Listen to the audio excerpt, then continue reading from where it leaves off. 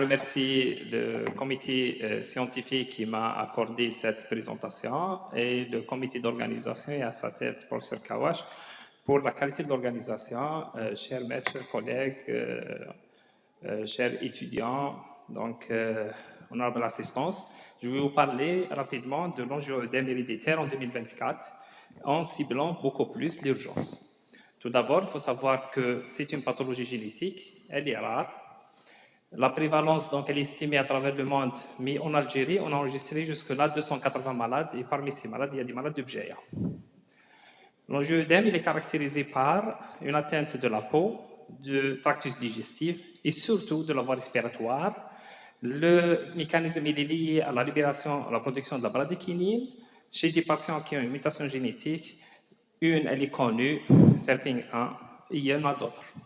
La prise en charge, elle dépend de la crise, de la poussée, et elle vise à améliorer la qualité de vie, mais tout d'abord à gérer l'œdème qui peut être mortel. Donc, on s'est basé sur les recommandations actuelles, internationales. Il y a le PNDS et il y a les dernières recommandations algériennes de 2024 publiées sur le site de la Société algérienne d'immunologie. Pour comprendre un peu le phénomène, vous savez que l'enjeu œdème héréditaire, donc il est lié à un plasminogène donc, qui donne de la plasmine, qui est un facteur amplificateur.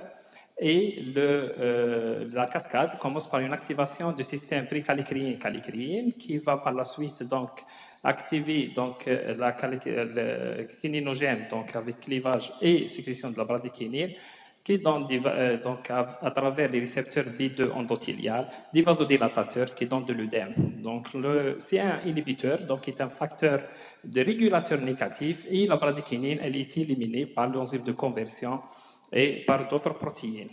Donc pour les facteurs déclenchants, donc ils sont multiples. On a les principaux qui sont devant vous, le stress par exemple, les microtraumatismes, les hyperestrogénémies comme la grossesse, la contraception et certains médicaments, en particulier les IMC, le ZARA2 et les estrogènes. Donc, pour distinguer l'œdème de l'enjeu œdème, il est plutôt, donc, il ne garde pas le godet, donc il n'est pas inflammatoire, il est transitoire, et il peut durer jusqu'à 5 jours au maximum, sauf dans certains cas exceptionnels, et il peut être sensible, voire douloureux, et il n'est pas fébrile, sauf s'il y a une infection qui déclenche la crise. Donc, comme on a dit, la clinique, donc, elle est variable. Il peut toucher donc les extrémités du tube digestif, comme ici, vous voyez. Vous pouvez recevoir un patient avec un œdème unilatéral de la main qui peut rester quelques jours puis disparaître. Vous pouvez recevoir ce patient, ou un type donc, comme ce patient, donc avec un œdème des lèvres qui disparaît. Donc, et puis, vous pouvez recevoir même une hypertrophie de l'alouette qui peut rester donc d'une cause indéterminée, consultant en ORL ou en médecine d'urgence. Donc, en général, au niveau digestif, on a la douleur, on a parfois une acide qui régresse spontanément au bout de 3 jours. Et la crise, comme on a dit, donc elle peut durer 24 heures jusqu'à 5 jours. Les médecins essaient de donner des traitements, comme vous savez, donc des antihistaminiques, etc. Et la disparition, elle est spontanée. Et là, donc, ça peut prêter à confusion avec les pathologies donc, histaminiques. Et la confirmation donc, passe par plusieurs étapes. En fin de compte, donc, sur le plan clinique, on doit distinguer l'angioœdème histaminique qui est le plus fréquent de l'angioœdème bradykinique selon certains paramètres. Et puis, donc, si on reçoit le patient pour la première fois, si on a un angioœdème, s'il est localisé transitoire, donc, si oui, donc on va aller voir est-ce que c'est urticárien et ne dure pas plus de 48 heures. Si oui, on peut considérer que c'est histaminique. Mais sinon, donc, on va aller vers l'angioœdème bradykinique. Donc, c'est la forme classique des enjeux œdème qui passe parfois donc, sans aucun pronostic, mais la localisation de la régie est considérée comme une localisation pronostique parce que ça peut aller, ça peut toucher les enfants comme ça, comme vous voyez, c'est un œdème important de la face et des lèvres, même la gorge. Puis il y a ce qu'on appelle la macroglossie, l'hémimacroglossie, c'est une hypertrophie de l'hémilangue. Et puis le patient peut présenter un œdème important, une hypertrophie de la langue, voire donc une asphyxie, comme ces cas historiques, qui nécessitent une prise en charge en urgence. Donc, dans le cadre de l'urgence, on n'a pas le temps pour discuter les bilans. Donc, et là, donc, on doit discuter rapidement certaines causes urgentes des œdèmes laryngés, comme les infections, l'intubation, etc. Et on peut discuter aussi la thrombose veineuse et les lymphédèmes. Vous comprenez rapidement qu'on doit aller vers des explorations rapides parfois. Donc, ce qu'on doit éviter, c'est la nasofibroscopie et le dosage des siens inhibiteurs, parce que le premier, il est plutôt dangereux et le deuxième, il est plutôt inutile. Donc là, on résume un peu la prise en charge devant toute suspicion d'angioëdème héréditaire. Donc on doit aller vérifier, d'angioëdème, on doit aller vérifier est-ce qu'il y a une obstruction des voies aériennes. Si oui, donc l'objectif principal, c'est contrôler les voies respiratoires. Sinon, on va vérifier est-ce qu'il y a une anaphylaxie. Si oui, donc on doit traiter l'anaphylaxie. Sinon, donc on doit donner un antihistaminique. S'il n'y a pas de réponse, donc on va penser à l'angioëdème héréditaire.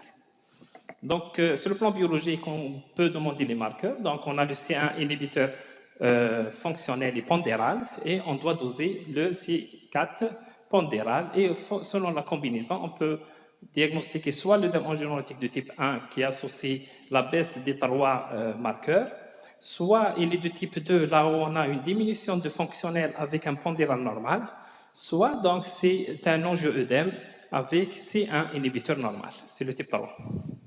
Donc, et ça, c'est le tableau qui permet la classification de ces angioœdèmes. Au final, donc, pour la prise en charge, donc, on doit toujours contrôler la crise. On doit proposer un traitement préventif à courte durée et traitement préventif à long terme. Et puis, donc, pour les traitements disponibles en Algérie, qui ont la même, on a les produits donc, de C1 inhibiteurs humains dérivés de plasma comme Cinarase, qui est disponible, au Bérinert, et on a l'anadelumab, qui est un anticorps monoclonal humain qui inhibe l'activité protéolytique de la kallikérine plasmatique active.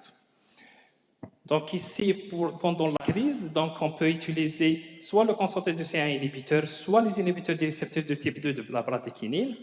Et là, donc, les recommandations disent, c'est les recommandations algériennes, que toutes les crises graves doivent bénéficier d'un traitement d'urgence le plus tôt possible. Et ces traitements sont plutôt les C1 inhibiteurs humains dérivés de plasma. En deuxième ligne, quand on n'a pas ce produit, donc les Cinarase, on peut proposer la perfusion de PFC. En cas d'œdème avec pronostic engagé, donc l'intubation ou bien une trachéotomie doivent être proposées, mais surtout chez les patients qui ne répondent pas au traitement de première intention. Et puis, donc, si on a une intubation à proposer, on doit toujours préparer le matériel pour une trachéotomie éventuelle si l'intubation est difficile. Donc, les patients qui ont déjà fait une crise sévère doivent être traités d'emblée par les C1 inhibiteurs recombinants au début des prodromes. Ou bien, donc, on peut donner le PFC dès que l'apparition du prodrome en deuxième, ou l'acétamlexamique, donc en troisième ligne. Donc, les androgènes n'ont pas d'intérêt dans la gestion de la crise. Donc, ici aussi, donc, on résume selon le PNDS toutes les modalités de la prescription de ces médicaments et on aura le temps pour les détailler dans une autre conférence. Donc, pour les crises non sévères, il n'y a pas de traitement à donner, l'évolution est spontanément favorable, mais on peut proposer l'acétamlexamique selon une des modalités que vous pouvez les lire par la suite. Et en prophylaxie, qu'est-ce que ça veut dire prophylaxie à court terme? C'est des patients qui ont l'angioœdème héréditaire et qui sont peut-être candidats à une chirurgie ou bien à une endoscopie ou même à une dévitalisation, extraction dentaire, etc. Ces patients doivent bénéficier dans les 6 heures avant le geste de la perfusion de C1 inhibiteur. Les modalités pratiques aussi sont détaillées. On peut donner même donc, le danazole ou bien le maintenir avec augmentation des doses chez les patients qui sont déjà sous traitement. Pour le traitement de fond, il est proposé chez les patients qui ont fait plus de 5, au moins une crise par mois ou plus de 5 crises sévères par an. Et là, donc, on doit maîtriser, donc, améliorer la qualité de vie de ces patients. Chez l'enfant, donc, il y a les produits, donc c'est un inhibiteur qui sont recommandés au moment de la crise et en prophylaxie. Et puis, donc, ce tableau résume pratiquement tous les médicaments qui sont indiqués. Pour la femme enceinte et prenant l'allaitement, il faut savoir que le produit, donc le C1 inhibiteur, donc, il est indiqué chez la femme enceinte avant la crise et même en prévention. Donc ça, c'est la synthèse de traitement chez l'homme, chez la femme enceinte et l'enfant. Et là, donc, les services qui sont actuellement reconnus comme des services de référents dans la gestion sont cités devant vous. Donc, il y a le CHU de Béjaïa qui est là. Et pour les laboratoires qui assurent le prélèvement pour le diagnostic, vous voyez qu'il y a Ruiba, Annaba et Oran et Betna. Et je vous remercie.